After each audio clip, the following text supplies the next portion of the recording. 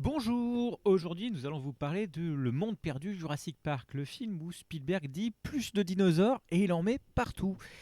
Il y a des suites qui tentent d'être subtiles et puis il y a Le Monde Perdu qui arrive en mode bulldozer. Plus de dinosaures, plus d'action, plus de cris, plus de Jeff Goldblum et un final qui ressemble à un hommage non officiel à King Kong. C'est un film qui ne cherche pas à refaire Jurassic Park, il cherche à faire un parc d'attractions mobile avec des raptors en mobulus.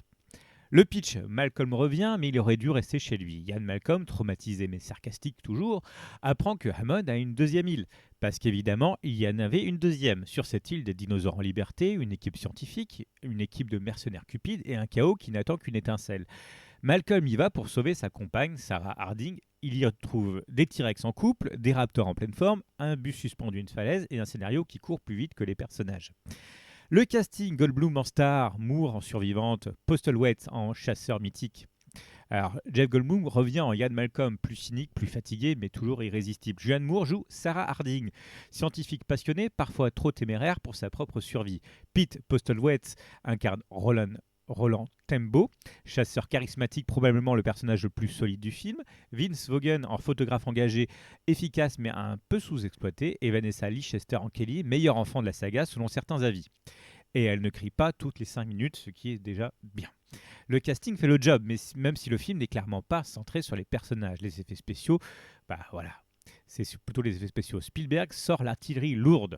Les critiques utilisateurs soulignent que les animatroniques et CGI restent impressionnants. Pas autant que pour le 1, parce que bon, il y a eu quand même quelques années d'écart, mais vraiment, c'est quasiment du même niveau. Et c'est vrai, les T-Rex sont magnifiques, les Raptors sont plus agressifs, les Campis sont de petites saletés adorables. Et la scène du bus suspendu est un morceau de bravoure. Spielberg filme les dinosaures comme des stars et il le mérite. Les scènes cultes, bon, c'est un festival de tension. Les raptors dans les autres herbes, ouais, n'allez pas dans les autres herbes. Voilà. Une chorégraphie mortelle, filmée comme un ballet d'ombre, un des meilleurs moments du film. Le bus au bord de la falaise, un exercice de suspense pur où chaque centimètre compte.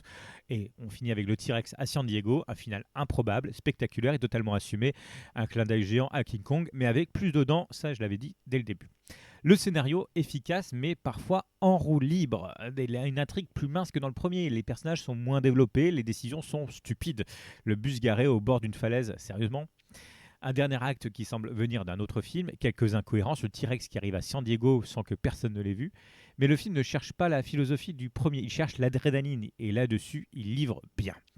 L'humour involontaire, merci les humains, quelques moments délicieux, Eddie, héros malchanceux sacrifié par deux T-Rex qui auraient pu se contenter d'un seul.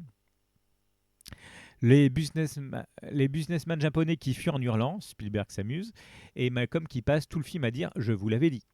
Les défauts, mais qui n'empêchent pas le plaisir, on a une intrigue plus répétitive, des personnages secondaires oubliables, un rythme inégal, un final déconnecté du reste, et quelques scènes pour le spectacle plus que pour l'histoire. Mais malgré tout, ça reste un Spielberg et ça se voit. Les petites notes. Alors 5 sur 5 pour l'action, un Spielberg en mode carnage contrôlé. 5 sur 5 aussi pour les effets spéciaux, c'est toujours aussi impressionnant. Le scénario 3 sur 5, moins solide que le premier. Le casting 4 sur 5, Goldblum est impérial. La tension 4 sur 5, des scènes mémorables. Et le fun 5 sur 5, c'est un vrai blockbuster 90s. En conclusion, c'est un Spielberg plus sauvage, moins subtil, mais diablement divertissant.